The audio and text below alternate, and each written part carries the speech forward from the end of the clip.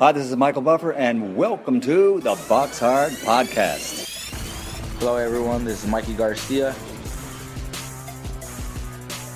Yo, it's your boy, the odd guy himself, Malik King Scott. Hi, I'm Charlie Edwards. This is Fast Eddie Chambers, and you're listening to the BoxHard Podcast with my main man, Joey Coastman. Hello everybody and welcome to another episode of the BoxHard Podcast. This is episode 151. I'm your host, Joey Coastman. I'm joined as always by the infamous Mr. Ayaz Sumra. Ayaz, how you doing? I'm good, Joey. Yourself? Very good, my friend. Very good. Let's dive straight into the review part of the show. There's not too much really from last week. We're going to start in the Emperor's Palace in Kempton Park, South Africa.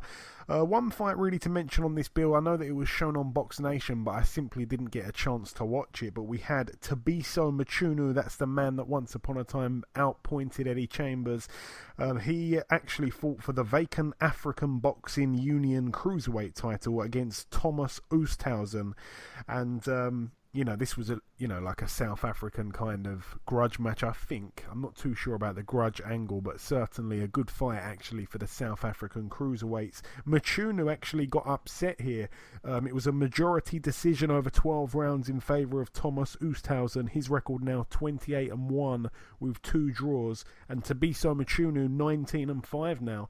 Quite a good fight, like I said on paper there, but I didn't see it at all, so let us know if it was worth watching there. Oosthuizen, the victor. Moving over now to Switzerland. One fight to mention over here. Arnold the Cobra. Top points if you can pronounce his surname. Arnold Gurjaj, something like that. Anyway, got knocked out by David Haye, got knocked out by big sexy Sean Turner. His record now 31-2. It was his 31st win, a KO in the second round against Gogita Gorgiladze, who now has a record of 39-27. Moving over now to Thailand. Like I say, we mentioned it last week. A man was having his 100th professional contest. Did he win? Did he lose? Well, he was taking on a guy that was 0-6, so you'd expect him to win, and he did win. A knockout in the second round. Sirimongkong Iafwam now has a record of 96-4. The former WBC world champion, who really just aims for fights against people that he knows he'll win against very easy. I mean, he's allowed a few easy touches. He really has gone on very, very long. Like I say, 100 professional fights now. You just don't see that these days. But he's the new Thai light heavyweight champion. It's unbelievable. I think he started his career at something like, I think he started at flyweight, and he's now a light heavyweight. I mean, think about that for a second. Absolutely crazy. He's been a pro since before the millennium. All the very best to Sirimongkong Iafwam and also his opponent Mohamed Unsugaba.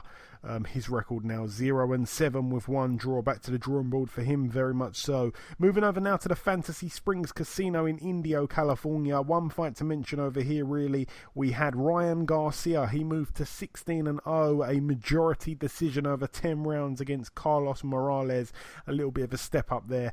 Morales now 17-3 with 3 draws. Ryan Garcia, a very highly touted prospect, very popular with the ladies, a humongous fan base. Very big on Instagram he is, and obviously he's being built by Golden Boy to be this really good fighter, and he's got all types of flashy pad work and punch in the bag and stuff like that. He looks amazing in training, but everyone likes to criticize him for all sorts of different things. He's a little bit cringy, but I tell you what, he's a good fighter, and his amateur career will show you that.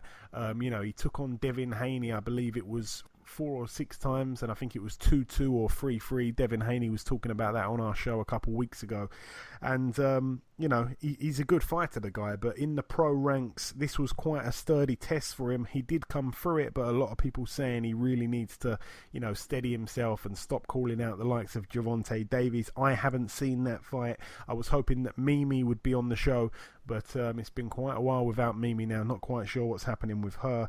But that's really it for that one. That's really it for the reviewing, actually. I've flown through that pretty quickly. Just before we wrap up part 1, of course, the last thing to do is to welcome guest number 1. Ladies and gentlemen, please welcome the WBO Super-Bantamweight champion of the world. It's the Royal Storm, of course, Mr. Isaac Dogboe. Isaac, welcome to the show once again. Thank you. It's a pleasure. How are you doing, Jerry? Very good, my friend. Very good. Just before we start, I've got one word for you, Isaac, and that word has to be Neho. Neho. So, Isaac... Neho. We last spoke just a few days before your last fight got announced. Actually, it was back in the late part of June. Obviously, you know, you announced that you'd be fighting Hidenori Otake in what would be your first defense of the title. Otake was a man that was known for his durability, Isaac. You know, he was 31-2.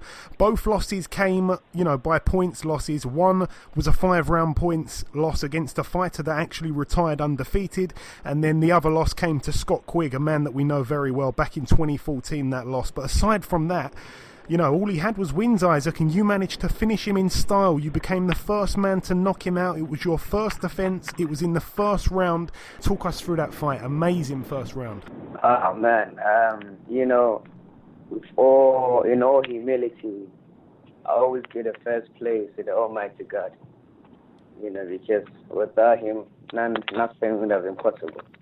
You know, I'm always grateful for the grace that he's given me, and, you know, for my team. You know, everyone has been great. You know, my team, for putting me in great condition for the fight. You know, they psyched me up, you know, prepared me, my father in particular. He made sure that I was in 110 tip-top condition before entering the ring. So, you know, I'm very grateful for everything. We knew Otake was strong, and he's someone that, you know, just keeps going forward. He keeps coming, you know. So I feel I was much more stronger. You know, he really underestimated me, and you know, we actually gave him a shock. He didn't believe it, you know. So it was a great fight. It certainly was. And one advantage that Otake had over you was the height difference. I mean, in the Super Bantamweight division, a 5.5-inch height advantage is crazy. However, it ended up not being a problem for you at all. How were you able to get in close so quickly, Isaac? Well, you know, it's not, for us, we don't really care about, you know, the size or the height or, you know, or anything. It's just about we going in there, setting your mind to, you know, to your goals, knowing that, look, once you tune your mind to something, you know that with the help of God, you can achieve it. And that's been our motivation, because, you know, we believe that with God, all things are possible. You can't really be thinking about, you know, the disadvantages of the other stuff. You have to look on the positive side and know that, you know, you're going to go there and you're going to get the job done, you know, so you cannot be restricted. People can say a lot about you and say that, oh, you know, this guy, he's this, he's that, or anything. But in your mind, once your mind is tuned for success, nothing can stop you. And that's exactly, you know, how we went into that fight. You know, well, in all of my fights, I'm always a smaller guy, you know. I believe I'm 5'3.5". You cannot forget the half. The half is very, very important, you know. So yeah, that's that. Now you dropped Otake twice in that fight. Obviously, the first one was a beautiful left hand right on the button, right through his guard. You know, he did really well actually to get up from that shot. I thought that could be a fight finishing punch there. And then obviously the second time you hit him with a right hand and both his gloves touched the canvas. At what point, Isaac, did you realise that you could pretty much end the fight whenever you wanted to? Well, you know, the beginning, in the initial stages, we went in there to try and just fill him out, you know, for the first round. So when the door went, you know, I went in with a double guard, you know, trying to figure him out, trying to see what he's got, you know. But at the same time, you know, I was seeing so much opening. I just couldn't resist. So I just had to, you know, just go for it. You know, so we said that, you know what, sometimes the predator will have to become the prey, and that's exactly what happened. when I was seeing the openings, it was just so enticing that I had to go for it. Now, you didn't waste any time. Right after the fight, you called out some of the other champions at your weight. You mentioned the likes of Daniel Roman. You mentioned the likes of Ray Vargas. Out of everybody in that super bantamweight division, Isaac, who do you have your sights set on most? Who's the guy that you want to fight the most out of everybody in that weight? Well, they're both world champions, I would love to fight any of them any day, And but I believe that Daniel Roman is signed with Eddie Hearn. Yep. And it will be a great fight for the UK. It will be a great fight if it stays in the UK. And I love that. I'm dying to fight in the UK. The fans are also dying to watch how the Dogboe in the UK. So it will be a great fight. We believe that, he's a tough guy, he's strong, he's young, and it will be an exciting fight.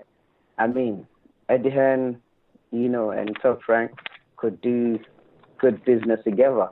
We believe it will be a great fight for TV, and the fans will love it. So we just have to, just make it happen. We are ready to go. Yeah, certainly. Not only that, I was just going to say there that Roman's got quite a tough fight scheduled at the moment against Gavin McDonnell. Obviously, Gavin McDonnell's a British fighter. If he were to win that fight, then even more chance probably of having the fight staged in the UK. Brilliant stuff that'll be for the future. But do you know at the moment, Isaac, when you're likely to be next in the ring? Will it be this year, or have you not really had the talk yet with Bob? Hopefully. Well, Bob said to me that, you know what, I shouldn't rest too much because they're looking to get me out in the ring again before the year ends. So I'm really excited about it.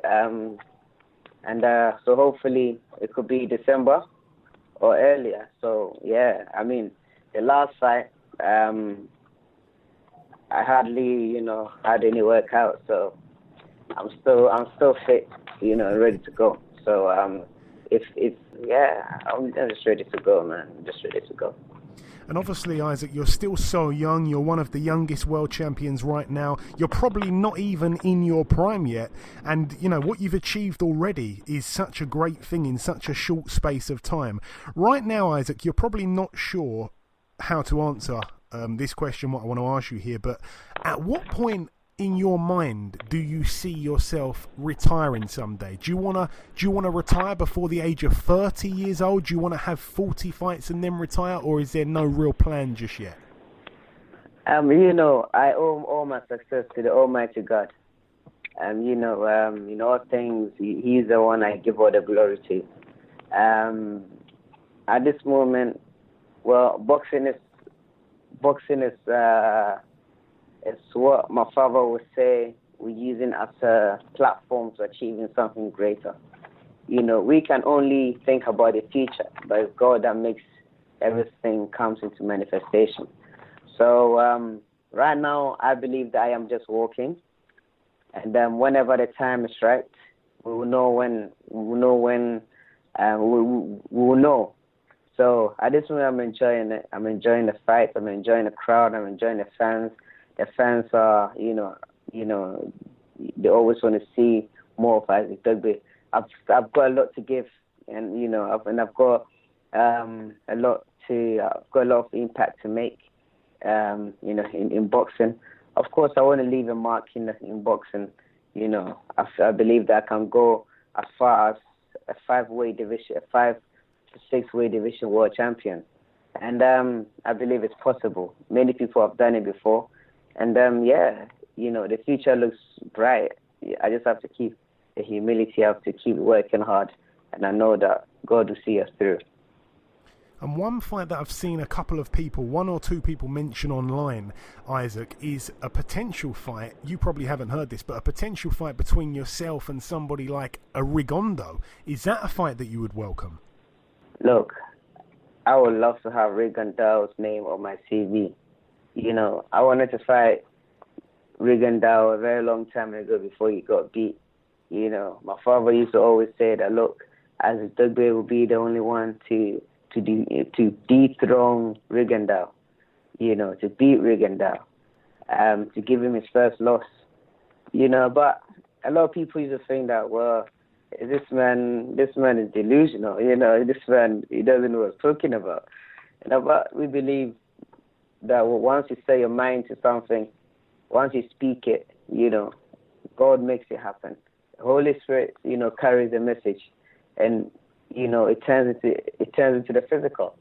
So until Vasily Lomachenko came and stopped Rigondeaux, but still, I believe he's a legend. He's achieved so much in boxing. He's a great fighter, and I'd love to have his name on my CV. Yeah, that certainly would be something. I'd love to see that fight. And finally, Isaac, I know that we're strapped for time, so this will be my last question. You're turning 24 years of age in around 3 weeks' time. Have you got anything big planned? Share the plans with us. What's happening for the Royal Storm's birthday? You just reminded me of my birthday. Oh my days! I'm actually turning 24. Oh my days! I'm turning 24 very soon. Oh man! Look, it would be great. I'm excited about it. Oh my days! I don't even know what to say. I'm turning 24. Wow. But I mean, we've got a big fight coming up, so we can't get too much ahead of ourselves. I mean, there's still things you have to put what's important ahead first. I'm always thankful every time it's my birthday. The most important thing that we give thanks to God that He's added another year onto us, and appreciate the success that we've achieved, and the life that we have. But most importantly, we have life. I'm not sure what is planned, because he just even reminded me that my birthday is coming up soon. So yeah, it will be great. It will be great, man. I'm looking forward to it. I'm sure it will. I'm sure. My father will have something, planned or something. Yeah. Okay, listen, Isaac, it always is a pleasure interviewing you, sir. It truly is. Once again, congratulations on your win. Have a great day on the 26th, if you do remember that it is your birthday, and we'll catch up sometime soon. Thank you, Joey. Have a great day too. Give me one more Neho before you go. No! God bless, no! Isaac. You too, mate. Okay, now it's time for part 2 on this week's show. This part, of course, is Ayaz's time to shine. Ayaz, what news do you have for us? There's only one news, and that is Chris Algieri will be making his return to the ring very soon, and he'll be returning to 100 in the 140-pound division. Okay, the 10-stone light welter / super lightweight division. I believe he was undefeated at 140, if I'm not mistaken. Okay, all the very best to Chris Algieri. I mean, he's a guy that obviously, he was quite limited, I guess, as a boxer. I mean, I remember the size difference when he took on Provodnikov and beat him, and it was such an upset, it really was. And, he deserved a lot of credit there. And obviously, he showed a lot of heart against the likes of Manny Pacquiao and a couple of other fights. So, he's a decent fighter, Algieri. He spent a long time out of the ring randomly being Daniel Jacobs' nutritionist. He was cooking for him and stuff like that in the 24/7 shows. I don't know what that was about. I don't know what he was doing there, but, he's a likeable guy, Chris Algieri. He's a guy that was a world champion, but he was still living in his parents' basement. So he's very much a humble, down-to-earth guy. And very witty, actually. He's, he knows his stuff. That's why he actually got this kind of job in the interim period of being Daniel Jacobs' nutritionist. He knows his food. He knows his supplements. And, he's a good fighter. So, it'll be good to have him back at 140. It's a shame he didn't get into the World Boxing Super Series, actually, because I think, his name would have been a decent addition, although he probably should have a couple fights before jumping in at that level.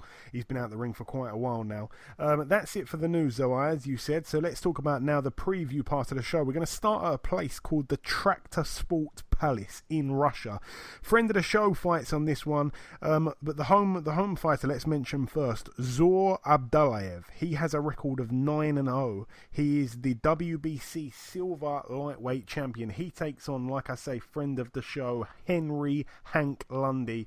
I remember, Hank Lundy came on the show a few weeks ago now. He was very, very confident about this one. He certainly isn't going over to Russia all that way to make up the numbers. But this guy here that he takes on, Abdullayev, he is a highly touted prospect. He's only 24 years of age, but he won the WBC silver title in his last fight.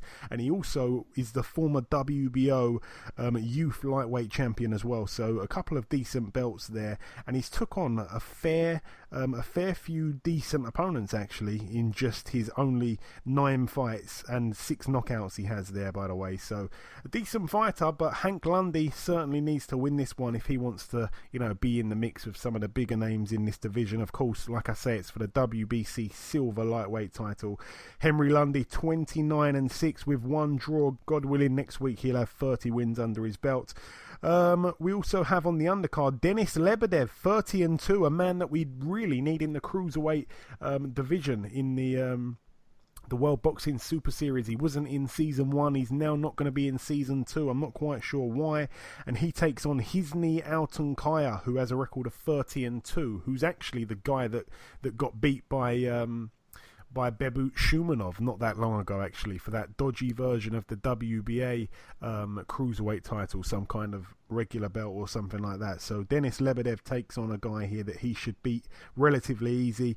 We also have on the undercard, let's just mention here, Dmitry Mikalenko, 23-3. He's in a 10-rounder against Alexei Evchenko, who's record 16-11 with 1 draw. That's it for Russia. Moving over now to the Vale Sports Arena in Cardiff, Wales, United Kingdom. This is an MTK Global show. Quite a few of the home fighters on this one. We have Liam Williams, a man that was on our show last week, former WBO title challenger. His record 17-2 with 1 draw, former British Commonwealth and European champion. He takes on Edwin Palacios, who has a record of 12-6 with 1 draw, I believe 8 by knockout. That's a 8-rounder there. Liam Williams, like I say, he said on last week's show about taking on an Argentinian fighter, and this is the guy. Also, we have Craig Evans, his record 17-2 with 2 draws. He takes on Brad Botham, who's 5-5 with 1 draw. Cody Davies, 6-0. He takes on, this is a name here. Let me try this. Yevgenij Ondrejevs, who has a record of 10 wins, 98 losses and 3 draws. Should be an easy win there for Cody Davies. That's a 6-rounder. And that's really it for that one, to be honest. Moving over now to the Bendigo Stadium in Victoria, Australia. We have here, we have Andrew Maloney, 17-0. His brother, obviously, Jason Maloney. He's in the World Boxing Super Series in the bantamweight category. This one is for the WBA Oceania Super Flyweight title. That belt belongs to Maloney. This one's going to be shown on ESPN+. He takes on Luis Concepcion, who some people may remember took on our very own Cal Yafai not too long ago. His record 37-6, a former world champion. That's a sturdy test there for the prospect Andrew Maloney, the twin brother of Jason. Good fight, that one, by the way. Really, really good fight. I'm very interested in that one. We also have Tim Tszyu, the son of Costa Tszyu. His record 10-0. He's in a 10-rounder against Marcos Cornejo, who has a record of 19-3. Another steady step up for him. Moving over now to, I've just got to mention this funny name that I saw, by the way. We don't do the funny name segment anymore. I don't think there's enough funny name fighters that are fighting that often, but I saw a guy, and this guy has a name here. He's in a 4-round contest this week, and his name is Sukhdeep Bhatti. Now that one is a name I won't be forgetting in a hurry. But forget about the funny names. Let's move over now to the Arena Zagreb in Croatia. We have Filip Hrgovic, the bronze medalist in the 2016 Rio Olympics in the heavyweight division. He fights for the vacant WBC international heavyweight title against Amir Mansour, 23-2 with 1 draw. There was a lot of controversial stuff circulating in Amir Mansour's last fight, which I believe was in Europe also, if I'm not mistaken. I think it was earlier this year. But yeah, Amir Mansour, obviously, a very old fighter now in terms of boxers and stuff like that. I think he's late 40s now, but still a very sturdy test here for Hrgović, who actually struggled, I think, 1 or 2 fights back against, was it Big Sexy Sean Turner? I think it was. So, yeah. Decent little fight, that one. I like that one there in Croatia. A homecoming there for Hrgović also. But that's really it for that card there.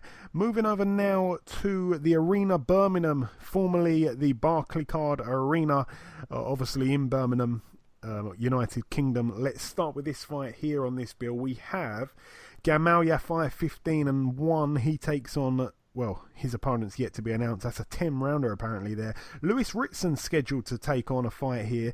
His record obviously 16-0. It's an 8-rounder apparently. No opponent just yet. We also have Sam Eggington fighting in his backyard. 23-4. He's in a 10-rounder against Hassan Mwakinyo, who has a record of 11-2. Scott Fitzgerald 10-0 takes on Craig Morris 10-1 with 1 draw. That's a 10-rounder there. Scott Fitzgerald very much being linked with the Anthony Fowler fight. That'd be a cracking contest. Also a brilliant rematch here. Jason Welborn, he's the new British middleweight champion. He takes on the former holder of the belt, Tommy Langford. A rematch between the two where the title changed hands last time, and supposedly it was one of the very front runners of Fight of the Year, if I'm not mistaken there. So Jason Welborn 22-6, or 23-6, sorry, and he takes on Tommy Langford 20-2. Obviously Langford's one loss came to Welborn, and the other loss, of course, when he got stopped against Kurt Zidze, who recently got stabbed in prison, by the way, which is another bizarre topic there.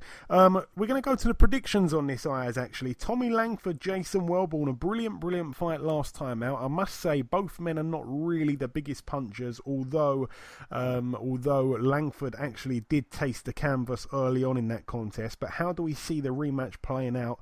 The listeners have gone with Langford on points. I'm probably guessing, well, it's a hard one obviously because Langford lost the first fight, but I think I'm probably going to go with Langford to go back to the drawing board, improve, and probably get the win here on points. Yes, I think it's going to be a very good fight, but if I'm going to go with the win, I'm going to go with Langford because I think Langford's a very good boxer. Yeah, he is a good boxer. It's a real shame, actually, because he was right on the verge of fighting for something really big, obviously, when he took on Kurt Zidze, and he was probably winning the fight until he got caught. And he just didn't recover. But it's a real shame because since then, he's gone from being on the verge, actually, of a world title shot. I think he was highly ranked with the WBO, certainly to fight for the belt he was fighting for. And, he was chasing down Billy Joe Saunders, really. And then next thing, he's losing to people like Jason Welborn, which obviously isn't a brilliant thing. So he needs to avenge this if he is going to get anywhere in his career. And, being a British champion, which he's already been, is completely fine. It's a massive achievement. I'm not knocking that by any means. But if he does have ambitions of world title honours, then he needs to win this fight here. It's a must-win, to get at that level. So yeah, we've all gone with Tommy Langford on points. And the main event, Ayaz, Amir Khan 32-4 takes on Samuel Vargas 29-3 with 2 draws, a 12-round contest. The second fight now with Eddie Hearn. Obviously, it's been a long time really since we've seen a proper version of Khan. Obviously, he got back in the ring and the fight lasted about 30 seconds against Phil LaGreca. Aside from that, he hasn't been in the ring since that Canelo fight a long time ago. Hopefully we see some rounds here, Ayaz. How do you see the fight playing out? I think it's going to be a very, very good fight. I think it's going to be a test for Amir Khan because, Samuel Vargas, he's a very good opponent as well. But if I'm going to go win, I'm going to go with Khan and I'm going to go with it. I think this fight's going to go to points because I think Amir Khan wants it to go to later rounds because I think it's obviously because he's been out the ring for such a long time, he's still getting that ring rust. Obviously with the Phil LaGreca, it was only a first round knockout. And obviously Samuel Vargas, I know he's fought Danny Garcia before, hasn't he? Yeah, he's fought Danny Garcia, yeah. Yes, he's fought Danny Garcia before, and obviously Danny Garcia beat him as well. So, he's a very good fight, but if I'm going to go win, I'm going to go with Khan, and I think Khan's going to win by points. I think he's going to use his speed, and I personally think he should have went with Virgil Hunter, obviously, but unfortunately he's decided to stay with Joe Goosen. But, I think it's going to be a very good fight, and I think Amir Khan will win on points, and I think he should... If he wins this fight, I think the next fight he should take is Manny Pacquiao, because, the Brook fight, I think he should take that as his last fight before he ends his career. Okay, interesting point there, Ayaz. You mentioned there Danny Garcia. He is their one common opponent, if I'm not mistaken. They both lost to Danny Garcia. Danny Garcia knocked Amir Khan out in 4 rounds, but he needed 7 to get rid of to get rid of Samuel Vargas. And Vargas' other loss came, he's got two other losses. One came to Errol Spence in 4 rounds, no shame in that really. And the other loss came to Pablo Munguia back in 2013, a unanimous decision over 10 rounds. So, to be completely honest, I mean, other than that, he's been knocked out by Garcia, he's been knocked out by Errol Spence. Let's be honest, Khan got knocked out by Garcia, and if Khan fought Errol Spence, the majority of people, I believe, would certainly expect Errol Spence to knock Khan out. So this guy, I don't think is too chinny, really, even though he's been stopped twice in 3 losses. And aside from that, he's actually put together a decent string of performances, I'll say. He's coming off a draw against a guy called Mauro Godoy, who's got a record of 30-3, but I don't think he's really beaten anybody of note. But aside from that, he's coming off a couple decent-ish wins before that, albeit 2 of them were a little bit close. One of them was a majority decision, the other one was a split decision. But yeah, he's a decent fighter. He's got a couple of standout names, nothing too brilliant, nothing that should really trouble Amir Khan, by the way. But I think I'm going to side with you, Ayaz. The listeners have gone huge for Amir Khan to win. They've gone 89% going with Khan to win by knockout. So no one really fancying Khan on points, but I think I'm going to have to agree with you, Ayaz. I think Khan will probably win this on points, and the reason behind that is when you look at Amir Khan's resume, he's not the biggest of punchers. He's very much a kind of like an accumulative kind of guy. He'll stop you with a real flurry of punches, and not really so much in the Phil LaGreco fight. He seemed to do quite well there. Well, the flurries were involved as well, but decent single punch power. But aside from that LaGreco fight, where he knocked him out in about 30 seconds, and LaGreco arguably was probably not warmed into it at that point, he could have got caught cold. I'm not making excuses for him. But aside from that, you've got to go back to all the way back to 2012 when he took on a guy called Carlos Molina, who's not the good Carlos Molina, who's a friend of the show. He's just like another Carlos Molina. I call him the fake Carlos Molina. And Carlos Molina got pulled out after 10 rounds. He retired on his stall. That was really it. I mean, he went the distance with Julio Diaz, went the distance with Louis Collazo, went the distance with Chris Algieri, went the distance with Devin Alexander. You know what I mean? So I don't really think... I mean, the last proper knockout when someone hasn't retired on their stall when they've actually been knocked out was against Zab Judah back in 2011. That's a long time ago. I don't think Khan will knock this guy out, especially the fact that the guy's gone 4 with Errol Spence and 7 with Danny Garcia. I don't think Khan will be able to do it early. If he does stop him, it will be an accumulative attack from Amir Khan that will probably happen late on in the fight. So I don't see it early. If it is early, then it's amazing. It's really impressive. It truly is. But we do want to see him in there with some of the bigger names now. I mean, he's had Phil LaGreco, fair enough. He's entitled to fight someone of the same kind of level which we've got here, because he didn't really get a chance to show us what he's got or what we've been missing for all this time since that Canelo fight. He just had about 30 seconds. So fair play. Hopefully this is the last fight that he has at this kind of level. We want to see him, get in there with 2 other big names, and you mentioned both of them, Ayaz, in Brook and Pacquiao. But yeah, that's really it for that one. Of course, a 12-rounder. It's going to be shown on Sky. Moving over now to the Barclays Center in Brooklyn, New York, USA. We just mentioned him, Danny Garcia. He tops the bill, 34-1. It's for the vacant WBC World Welterweight title, the belt that got ripped away or vacated, depends who you ask. It was of course Keith Thurman's old title that he actually took away from Danny Garcia, so he gets a chance to win it back. In the other corner though, Sean Porter has 28-2 with 1 draw.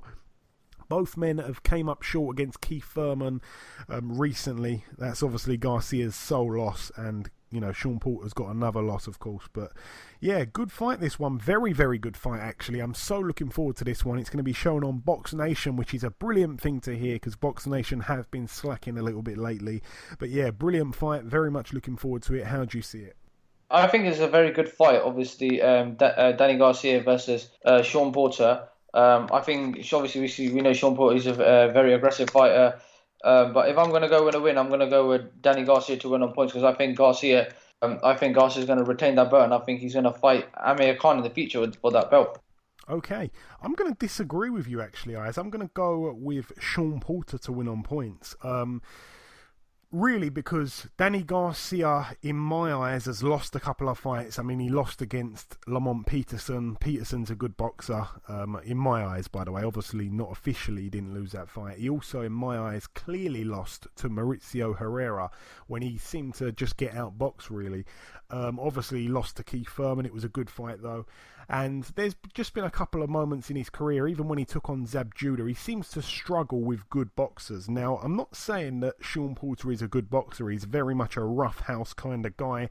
I call him the little pit bull because he really does pile on the pressure and he just doesn't stop. He's very, very strong. He likes to smother his opponents. And to be completely honest, that is the same kind of tactics that Matisse used against Danny Garcia, and it really didn't work. But Sean Porter, technically speaking, has got a lot more to his game than the likes of Lucas Matisse. He's certainly, got a lot more in his arsenal. He's very much more rounded, so he can box, but he can also brawl, Sean Porter. So I think he's going to get straight on Danny Garcia's chest, and I think the way that he's going to put it on him, he's going to back Garcia up. I think he's going to be fighting too close for Garcia, and he's relentless. He seriously is. So a very, very hard man to beat. You need to keep your distance with him, and Garcia needs to do that. That is absolutely vital. That is the only way to beat Sean Porter. You've got to keep him at distance and use your size, use your reach, and you've got to really throw the hooks out and counter him, to be honest, and just not let him get up close to you. And when he is up close, you need to throw the uppercuts, but he's very rough. He likes to use his head a lot as well, Sean Porter. So it'll be a very interesting fight. I'm seriously looking forward to it. But like I say, we're both going with points. Obviously, Garcia lost on points to Keith Thurman. Sean Porter's never been stopped in his 2 losses. So I don't see either man being stopped. But we've all gone points. I'm going Porter on points. You and the listeners both going with Garcia on points. He's the favourite. It's a very hard one to pick, to be honest. But I just see Sean Porter emerging the victor. On the undercard, we have Amanda Serrano, 34-1 with 1 draw. She fights for the vacant WBO World Female Super Lightweight title. Serrano, actually, her sister, I forgot the sister's name, but her sister's taking on Katie Taylor next month in the States. I think that's on the October the 20th or October the 6th, one of those ones. It's a DAZN show, that one. But yeah, Serrano herself, Amanda Serrano I should say, she fights here against Yamila Reynoso, who has a record of 11-4 with 3 draws. She's only a super lightweight though, Amanda Serrano, so perhaps she could maybe move down to take on Katie Taylor if Katie Taylor can beat her sister. We'll have to wait and see. Also, we have Yordenis Ugas, 22-3. He takes on Cesar Barrinuovo, who has a record of 34-3 with 2 draws. Decent little fight there. I think Yordenis Ugas is still involved somewhat with Ismael Salas, despite Salas actually, in inverted commas, being retired. I've seen a lot of clips between the two. All the very best to Ugas, good fighter, very unlucky. He's been actually a couple times recently. Also, this is a cracking heavyweight contest, Ayaz. We're going to go to the predictions on this also. We've got Adam Kownacki. He is the Polish heavyweight, undefeated, 17-0, by way of Brooklyn, New York, actually. He takes on former IBF heavyweight world champion Charles Martin, Ayaz, 25-1 with 1 draw. That one loss came to Anthony Joshua on the 9th of April 2016, a fight I was there for. Prince Charles Martin is obviously a southpaw, a big puncher, but Adam Kownacki can crack as well, and Adam Kownacki recently knocked out Artur Szpilka quicker than Deontay Wilder. So yeah, very interesting fight here, a 10-round contest, very, very hard one to pick. I'm really, really looking forward to this one. I mean, I think it's going to be a very good fight, obviously, Charles Martin and Adam Kownacki. I think it's going to be a very good fight. I think Charles Martin, obviously, is coming back after a long layoff as well. Obviously, we've seen the news what's happened with Charles Martin in the past. But I think it's going to be a win for Charles Martin, and I think it's going to help him boost his career a bit since the loss with Anthony Joshua. Yeah, I mean, that's the only thing about this guy. Since he lost to Anthony Joshua, he has had 3 rounds of boxing, and that was almost 2.5 years ago. He came back a year after that Joshua fight and had a 2-round knockout against a guy called Byron Polly. And then he got out the ring for well, he was actually only out of the ring for 3 months, and he got back in against Michael Marone and he knocked him out in 1 round. And, you know, that was just over a year ago now, so about a year and 2 months since he's last been in the ring. But Kalnaki's been, I mean, he's been okay. I mean, he's had probably the better wins recently. Obviously, like I say, he knocked out Szpilka in 4 rounds back in 2017 in July, and then most recently he beat Iago Kiladze. He actually knocked him out in 6 rounds. That was in January of this year. Kiladze's a decent fighter. You know, his only losses came to Yuri Kalenga at the time, and obviously Kalnaki. Then he went on to lose against Michael Hunter. And talking of Iago Kiladze, he's actually taking on Joe Joyce, by the way, on the 30th of this month. So, yeah, good stuff there. But yeah, Kalnaki against Charles Martin. You've gone with Charles Martin, Ayaz. Did you give a method? I think he's going to win on points. Okay, Charles Martin on points. No one has gone with that on the predictions on our Twitter page, although there hasn't really been that many votes, actually. So it could happen. It really could happen. But the majority of the listeners, 75%, have gone with Kalnaki by knockout. I'm going with Charles Martin by knockout, even though I think that's a hard one to pick. It really, really is. Both men, like I say, can bang. Adam Kalnaki, 17 wins, 14 by knockout. Prince Charles Martin, 25 wins, 23 by knockout. Very intriguing fight there. One thing I will say, Kalnaki, obviously, I've keep mentioning this now, but his win against Artur Szpilka. Szpilka's obviously a southpaw, and he seemed to not have too much trouble with him. So Charles Martin being a southpaw, I don't think, I don't think it's going to be that confusing for him or that hard for him to adjust to Charles Martin. He can be a little bit basic, really, Charles Martin. I don't think his fundamentals are fantastic, but he has got that equaliser in his left hand. Very powerful backhand. But yeah, that's really it for that one there. I've gone Martin knockout, you've gone Martin points, and the listeners have gone Kalnaki by knockout. That's really it for that card there, yeah, it is. And that's really it for the show, as we've wrapped up the preview in there. Like I say, we flew through the review, and we really, really did. We brought you the first guest. Obviously, you brought us the news, Ayaz. There wasn't too much to talk about, and the previewing, we've seemed to have just absolutely whizzed through that as well. So before we wrap up the show, there is only one thing to do, and that, of course, is to bring in our second and final guest. Ladies and gentlemen, please welcome the former English and Commonwealth champion. It's, of course, Mr. Isaac Lowe. Isaac, welcome back on the show, my friend. It's been a while. Yeah, great to have you back on. Thanks very much. Long time no hear. How's it going? Yeah, all good, my friend, all good. So, Isaac, of course, like I say, it's been quite a long time since we last spoke. It was back in February of last year, and at that time you were getting ready to take on Denis Chelan for the European title. Obviously, that fight ended with a technical draw after just 3 rounds. Very frustrating for you, of course. And then you fought and beat Chris Adaway over 6 rounds. You also managed to knock Adaway down, which not many people managed to do. And then, of course, you went on to fight Ryan Walsh for the British title on the Groves Eubank Junior undercard. You then pick up your 3rd career draw, Isaac. How would you assess that fight back in February between you both? Yeah, it was a good fight. What everyone expected. But I thought I won the fight fair and square, do you know what I mean? I thought I won the first 6, made first 6, 7 comfortable. And then, going into the middle rounds, I tied a little bit. But if you always look, it depends what you go for. Maybe the experience and Welsh, you know what I mean? He come back in, he's maybe catching the cleaner shots, but I was not working him in every department, do you know what I mean?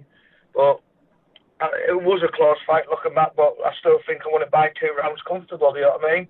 I definitely won the fight, but to win a belt, you have to grab it off someone, so it is what it was. But unfortunately, in championship fights lately, the luck doesn't go my way, so sooner or later, let's stop the draws and let's get the W back on the go.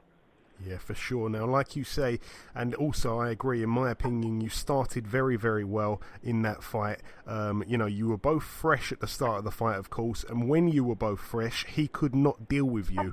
You were winning the rounds easily, but as the rounds went on, you did seem to tire, and that was when Ryan did pick up some success himself. I should say, it was also the first time you'd actually ever gone 12 rounds as well, so... that was another thing to mention. And also, the last time that you'd even gone as far as 8 rounds was 2 years before that. So you didn't really have the ideal preparation going into a 12-rounder. Would you agree, Isaac? Yeah, totally agree. What people don't understand, they've seen me fight for all these. I've been boxing nearly enough for every belt except from world title. European, Commonwealth, English, British. And it's funny how that's only my first natural to do 12 rounds. But I just said to do it just after the preparation what I had off. It's experience, do you know what I mean? I'm the first time, people don't understand when you go into them championship rounds, it's a big difference in the last 2 or 3 rounds, and that's where you win and lose fights. And as Ryan Walsh, he's done a few 12 rounders, do you know what I mean? He's a seasoned pro, but this time around it'll be a different fight altogether. I was getting told a lot by different people, he was a big puncher, he's this and that, be wary of him. And obviously going into a British title fight, like, sometimes it's in the back of your head, you know what I mean? I was thinking about moving my feet a lot. But I've been in with him now, and to be honest, my granny hits harder than him. Whoever says he's a big puncher, they're talking shit, because he doesn't hit hard. So this time around, I'll be more willing to stand there. I'll be planting my feet more, I won't be moving as much. And we'll see, can he test my power this time? Because people keep underestimating my power because I move my feet a lot and keep moving. But this time I've adapted my game a little bit, started to plant my feet, not burning my energy, not burning nervous energy too. So I think he's in for a bit of a treat this time around. Excellent, man, excellent. And you say there that you did you actually sit down and properly score the fight when you were able to watch it back at all? I've never really scored it. I've just watched the rounds clearly, do you know what I mean? And as I said, I won the first 6, and then he possibly can give him from 6 to 9. 10 was, I think 10 was even. I got back into it, and I think he won the 12. So I think I won it by 1 or 2 rounds. Do you know what I mean? Okay, and at the time, like I say, when I watched the fight, I was gutted for you because, you know, you fought a great fight, and I know that, you know, if boxing was your only job, you'd be so much better than what you are. So my question is, are you still working outside boxing, or does boxing have your full focus at the moment, Isaac? As you speak, I'm on my work. I'm on my dinner break at the minute in time. I'm at work now, so that says it all. I try. Sometimes, obviously, when the big fights get close, sometimes I just give up everything. Do you know what I mean? And I try and get stuck into it. But I've had a few sponsors what's helped me in the past as well, keep me going. Lung Group and them, and so it's just, if I had the chance, I keep crying out on Twitter and saying people, and they think because I've trained with Tyson that now that I get sponsored and I get looked after. I don't. I've still got to go to work. I've still got bills to pay. And if people only see me going natural full-time, training properly and going up and down sparring and sparring with champions and learning off people, then if they think I'm good now, imagine what I would be like, do you know what I mean? But look, it is what it is, and as I said, I've never done it the easy way. I've never been gifted with a gold spoon in my mouth and been chucked in with a big promoter and on big Sky shows, a big Box Nation shows, boxing. I've earned everything of that. I've had to start from the bottom. And I'm starting to really now, just people starting to recognise me. So people starting to think and truly think I am a bit of a force. And apart from the top 4 or top 5 in Britain, I'm the number 1 without a shadow of a doubt. And I think everyone will back me on that one. And I'm not ready. You know what? Once I win this British title, I'll be vacating it anyhow because I'm past that stage. I don't want to be hanging around all my life at this stage. I want to move on. I want big fights. You know what I mean? I want to fight the best. I want a chance for my best, and I'm ready to do that. I'm willing to fight anyone. And for any sponsors or potential sponsors that could be listening, get in touch with Isaac directly to get on board there. Now, Isaac, you had a little run out a couple of weeks ago against Jose Hernandez, another journeyman really, but you shut him out over 4 rounds. And now, like I say, the rematch is on. You against Ryan Walsh, once again for the British title. How happy are you, Isaac, to get this rematch on? Because I know that you desperately wanted that rematch with Dennis Shellam, but he didn't really want to know. But Ryan has agreed to do it again. And like you say, you've had it the hard way. This is another chance for you, which you haven't had many chances in your career. Yeah, I'm happy with it. As I said, Ryan had nowhere to go. Where could he go to? Who could he fight?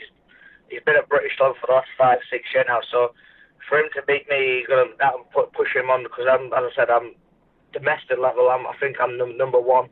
So if he does deals with me, then he can move on. He's 31, 30, or 30, could be 33. I don't know. I forgot what he is now. So yeah, I'm happy with the rematch. But as I said, I just want to get this fight over and done with and prove people I am the number 1, and then I want to move on. Do you know what I mean? I want big fights. I just want to show people and put a show on for people. Do you know what I mean? That's what I'm here to do.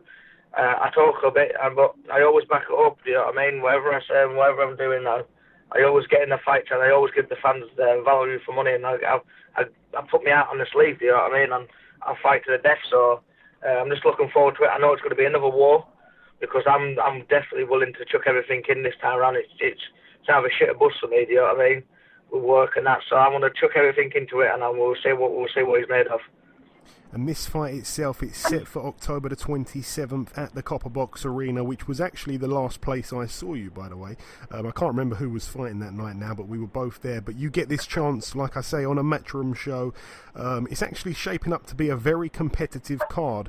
What can you do differently this time, Isaac, to ensure that you don't pick up a fourth draw? We don't want to see that. But, you know, for me, I just think all you need, if there's one thing that you need, is just a little bit more stamina in the tank, and you'd have had that fight 100%. Would you agree? If not, what else do you need to win this time? Yeah, but what people don't understand, I had 6 week training for that fight. You know what I mean? Yeah. 6 week training. I was messing about over Christmas. I had a 6 week training camp for that fight. So if that was me after 6 weeks, what am I going to be like after 8 or 9 weeks? My fitness would be great to on, and I'm not leaving to the judges this time around. As I said, I'm willing. My feet will be planting more. I'll be landing shots myself, and we'll see what it's like. Ryan, we know Ryan's big at the weight. This time around, I'm going to take him to places. I'm going to push him back, and then we'll see what he's made of. You know what I mean? We'll see what it's like. It's going to be a complete different fight. You're going to see a complete different Isaac, a matured Isaac, and a man who's hungry for success and not letting no one step in front of him. Sounds like you would like to get a knockout in this one, Isaac, or you're predicting a knockout. Am I right? Yeah, I think I'm well due for a bit of a stoppage now. So I started off with a few knockouts, and slowly the last few, I'm turning to the draw man. So I'm due for a knockout, so I'm willing to give it. So yeah, I'm going for a late stoppage. Excellent, my man, excellent. And coming down to the last couple questions really now. On the undercard, your former foe, Ryan Doyle, is fighting Jordan Gill. Obviously, you and Ryan fought to a questionable draw, a fight where I believe you probably should have gotten the nod, to be honest. He's just knocked out Reece Bellotti, though, in a real big upset. He seems like he's improved a lot, Mr. Doyle. But Jordan Gill's fairly untested. Who wins that one, in your opinion, Isaac? Two good lads. Ryan Doyle's one of the hardest punchers I've been in with. He's a good kid. He's a good pressure fighter to what he does. He's a good all-round game. Jordan Gill, I don't know too much about him, to be honest. I've heard he's good, but it is what it is. He's a prospect, isn't he? Leave him to there, they made the best man win, do you know what I mean? As I said, I don't care about anyone else. I care about myself, and I worry about my own career. As I said, I've been there, I've done that with the Commonwealth. So I'm moving on to bigger and better things. People like them are behind me, and I'm upwards and onwards for me. One man that I know that you do care a lot about, of course, Tyson Fury. He's set to take on Deontay Wilder. It seems to be official. No announcements just yet, though. Is there anything that you can tell us, and also who wins that fight and how? Yeah, the fight's 99.9% on it. It's definitely going to happen. I think there's sort of a few last paperwork things out, and then it's on. And there's only one winner for me. You should know what I'm going to say. And he wins it comfortable, do you know what I mean? Tyson, you don't realise how quick he is and how fast his hands is till you actually train with him. I'm a featherweight, and he's faster than me, or just as fast as me, or if not faster. The things what we do when we do circuits, anything. He's so big and he's fast with his movement. So till you actually see him sparring, you see the things what he does. He's untouchable. And only way Wilder will beat him is knocking him out. But you can't hit what you can't see. Then you don't get nowhere, don't you? I mean, I wouldn't surprise me if Tyson stops him later on. Do you know what I mean? Because as he's looking to flush these big shots, Tyson will land one of these. And should, in your opinion, Fury have had one or two more fights? I think a lot of people believe he should, even some of those really close to his camp. I think, if I'm not mistaken, I think even John Fury said he probably should have had one or two. How do you see it? Should he have had another one or two?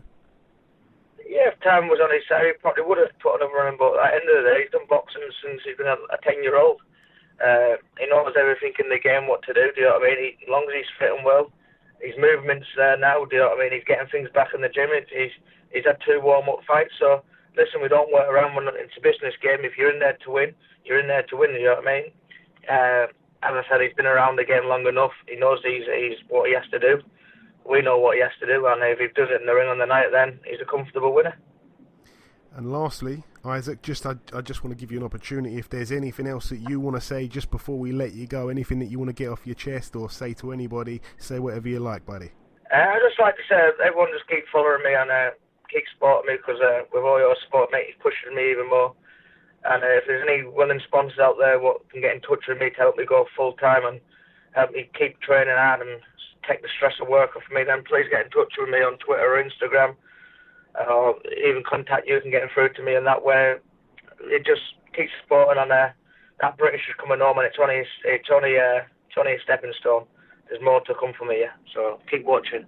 Well said, Isaac, top man. But listen, it's always my pleasure interviewing you. You know that. Best of luck. I truly mean that, for the 27th of October, and we'll certainly catch up sometime after. Thanks very much. All the best now. Have a good afternoon. Okay, and this wraps up episode 151 of the BoxHard Podcast. It's been the two Isaacs this week. A massive thank you to the undefeated WBO World Champion, Mr. Isaac Dogboe, and the undefeated former English and Commonwealth Champion, Mr. Isaac Lowe. There's been a couple of other pieces of news that has broken whilst we've been recording this show. Terry Flanagan's fight against Regis Prograis in the quarterfinals of the World Boxing Super Series will now take place on October 27th in Prograis' backyard of New Orleans in the States. And also the week before that, on October 20th, the World Boxing Super Series have got another event, which will be the first time that they've held two quarterfinals in different weight classes on the same night. We've got Junior Dorticos against Matthias Mastanek and Emmanuel Rodriguez against Jason Maloney. The only bad thing is that it clashes with Matchroom USA's Saunders vs. Andrade show. Yikes. But I've been your host, Joey Coastman. Ayaz Sumra has been the delightful Ayaz Sumra. The biggest thanks of all, of course, goes out to you, the listeners. The Prediction League is back this week. Best of luck with that. Enjoy your weekends, people. Stay safe, and we'll catch you all again, hopefully, next week.